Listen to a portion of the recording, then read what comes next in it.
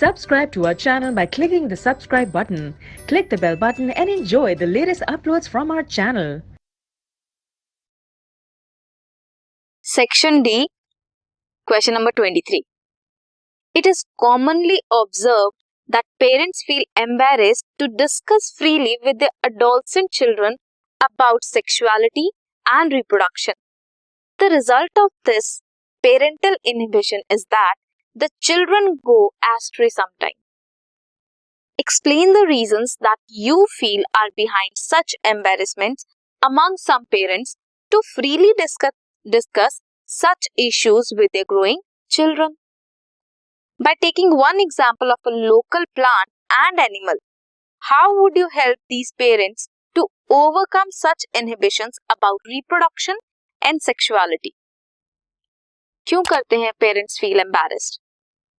Indian society conservative है, कुछ illiteracy की वजह से, कुछ मिसकंसेप्शंस की वजह से पेरेंट्स अपने बच्चों को नहीं बताते, एम्बैरेस फील करते हैं.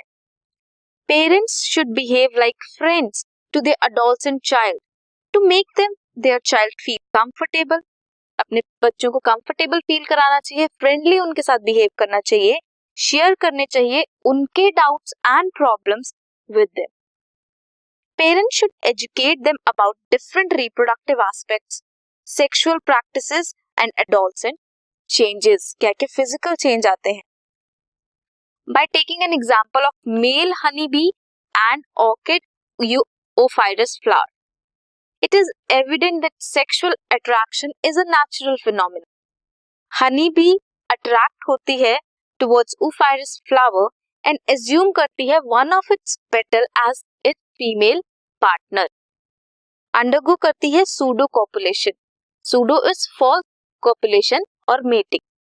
Male honeybee with petal of a flower.